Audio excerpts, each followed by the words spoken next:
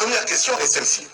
Dans un des rapports, il est mentionné qu'il y a 16 939 428, je crois, millions de dollars que des donateurs ont donné à la CEDEAO pour des infrastructures routières.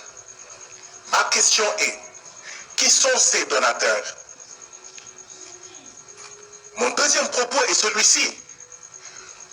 Peut-être que nous, CEDEAO, nous regardons le monde, l'Afrique et nos propres pays avec les yeux de nos donateurs. Certains se posent la question, pourquoi cette route va jusqu'au Cameroun? Peut-être que c'est l'intérêt des donateurs et pas l'intérêt de la CEDEAO. Certains parmi nous se posent la question de savoir pourquoi MTN, il faut y ajouter Orange, France Télécom, fait une puce au Nigeria, une autre puce différente au Sénégal, une autre puce différente au Mali, une autre puce différente au Togo et au Bénin, etc. Et on se demande pourquoi ça? Mais parce que c'est l'intérêt du donateur. Mais parce que nous n'osons pas faire ce que font les États-Unis. Les États-Unis ont créé les États-Unis d'Afrique. Mais chez nous là, chacun veut être président chez lui. Chacun veut être président du Parlement chez lui. Chacun veut être député chez lui.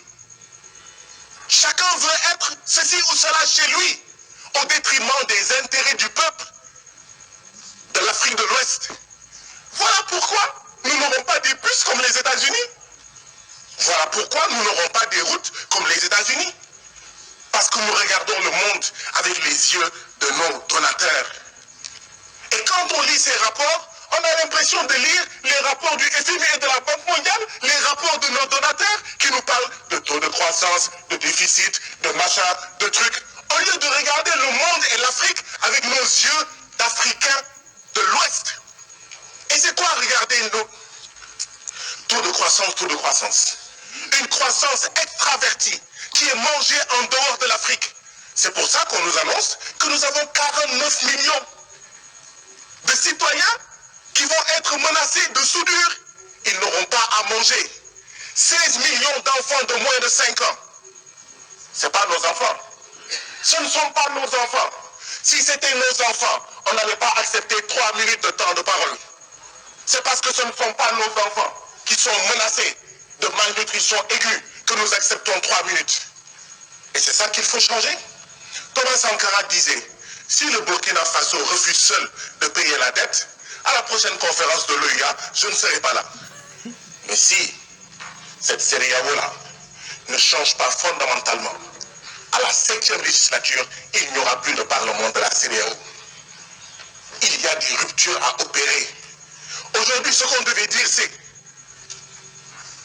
la CEDEAO, quel pourcentage de sa population arrive-t-elle à nourrir? Et quel est l'autre pourcentage qui vient de l'extérieur de la CEDEAO? Et d'ici les 5 ans, comment on fait pour régler ça? D'ici les 10 ans, comment on fait pour régler ça? Au Sénégal, on importe pour 200 à 300 milliards de francs CFA de blé par an. Combien au Mali? Combien au Togo? Combien en Gambie? Combien en Guinée et au Cap-Vert? On parle de sécurité alimentaire, mais il faut aller vers la souveraineté alimentaire. Parce que la sécurité alimentaire, c'est quoi? L'essentiel, c'est que nos populations mangent, peu importe si ce qu'ils mangent viennent de la France, viennent des États-Unis, de la Chine ou de la Russie. On reste dépendant. Or, la CEDEAO doit aller vers la souveraineté. Et c'est ça que la jeunesse africaine hurle et crie. Et nous, nous restons sourds à cette jeunesse. Nous restons sourds à ces femmes. Nous restons sourds à nos peuples. Si nous continuons à rester sourds, il n'y aura pas de 7e législature. Cette 6e législature risque d'être la dernière, je ne le souhaite pas, de la CEDEAO. Il faut changer ces rapports. Il y a des rapports qui sont coupés. On ne voit pas la fin des phrases. On ne voit pas la partie droite. Il faut les changer. Il faut les recommencer et les redistribuer à ces distingués parlementaires. Merci beaucoup, Madame la Présidente. Monsieur le Président de la Commission de la CEDEAO, chers collègues, bonjour. Monsieur le Président, Depuis quelques jours ici, nous écoutons les rapports des différents pays. Tous les pays disent qu'ils ont des problèmes de santé. Tous les pays disent qu'ils n'arrivent pas à nourrir leur population. Tous les pays disent qu'ils ont des problèmes d'école.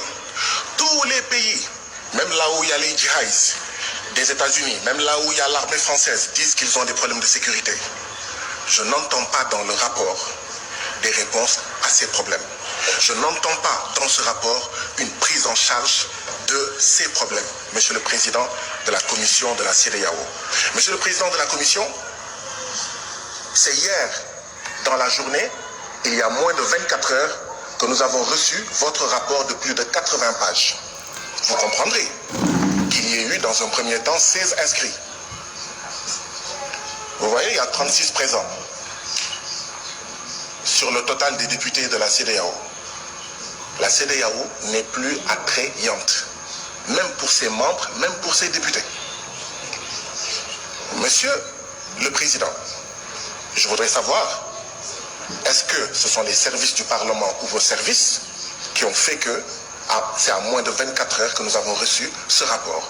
Parce que si nous voulons bien travailler, ce ne sont pas de bonnes conditions pour que les députés puissent prendre connaissance de ce rapport et puissent contribuer du mieux qu'ils peuvent, d'accord, aux politiques, en fait, communautaires. Monsieur le Président, vous avez dit qu'un peu plus de 85%, que les recettes des prélèvements communautaires financent un peu plus de 85% du budget de la CEDEAO. D'où viennent les 15%? D'où viennent les 15 autres pourcents? Monsieur le Président, notre CEDEAO va bientôt avoir 50 ans. Ce sera l'année prochaine, un demi-siècle. À la veille de ces 50 ans, nous avons le retrait de 3 de nos membres. Voilà le bilan de la CEDEAO. Nous nous attendons à avoir un discours d'électrochoc, mais pas un discours qui nous fait rester dans notre sommeil. Monsieur le Président, une CEDEAO qui pousse ses membres à assassiner ses artisans, ses paysans, ses jeunes, ses femmes, envoyer ces jeunes dans le désert du Sahara, dans la mer Méditerranée ou l'océan Atlantique, qui pousse ses membres à assassiner leurs petites et moyennes entreprises, en poussant ces États membres à signer les accords de partenariat économique entre l'Union européenne et l'Afrique de l'Ouest.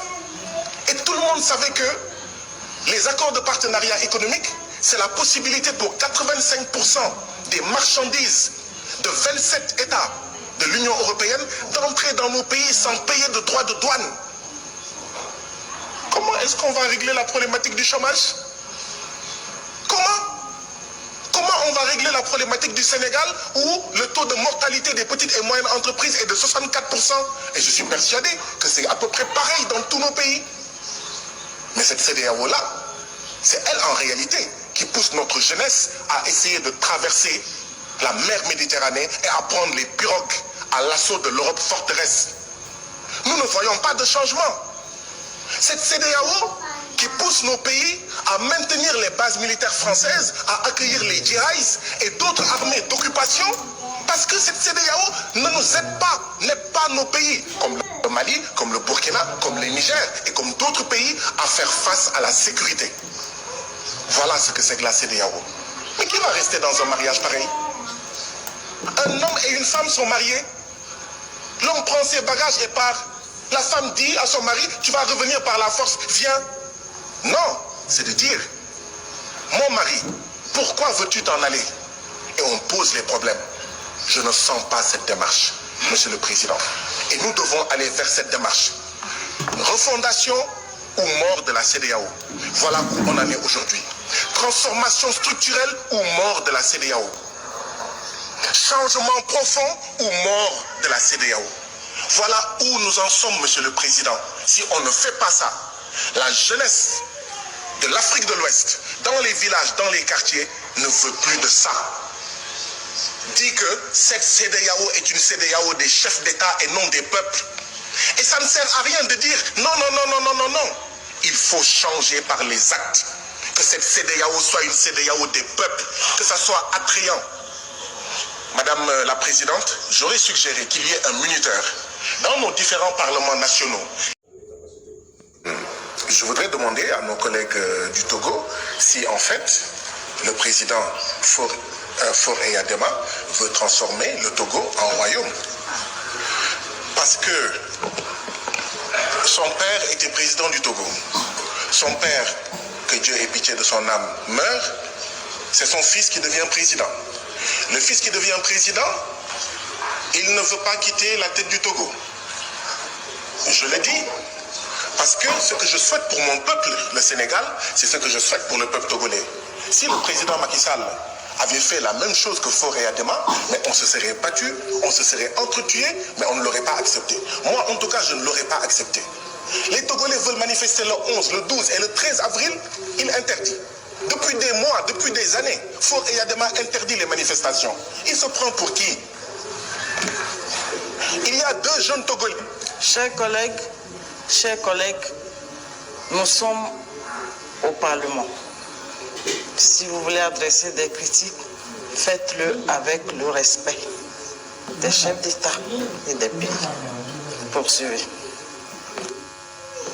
Madame la Présidente, je souhaiterais que le président du Togo ait beaucoup plus de respect pour son propre peuple. Il y a 2 jeunes qui ont été condamnés pour outrage parce qu'ils ont dit, je cite, « Monsieur le Président, le Togo n'est pas votre propriété. » Et nous, on doit venir ici et ne pas parler de ça? Si je n'en parle pas, ça veut dire que je souhaite la même chose pour le Togo. Je souhaite la même chose pour la Guinée ou pour le Cap-Vert. Madame la Présidente, mon problème, c'est que les élections législatives, c'était le 29 avril. Le 19 avril de la même année, l'Assemblée nationale adopte une nouvelle constitution. 10 jours avant. Mais il y a un problème. Si on avait fait au Sénégal, je n'allais pas en fait accepter cela. Ça, c'est une démocratie néocoloniale, comme au Sénégal. Hein. Comme dans tous nos pays, nous avons des démocraties néocoloniales. Si on ne fait pas attention, il va y avoir un coup d'État au Togo. Si les présidents ne peuvent pas partir démocratiquement, mais les militaires vont prendre le pouvoir. Or, on ne souhaite pas que les militaires prennent le pouvoir au Togo. Ce n'est pas bon. Il faut laisser les populations, d'accord, manifester leur point de vue, manifester, faire des manifestations, etc. Votre temps est écoulé. Au Parlement de la CEDEAO, il y a un député sénégalais qui a pris la parole, à qui j'aimerais rendre un hommage.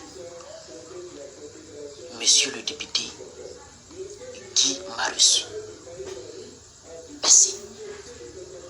Merci pour tout. Que Dieu vous donne longue vie. On vous a coupé la parole. Tout simplement parce que vous avez été pertinent.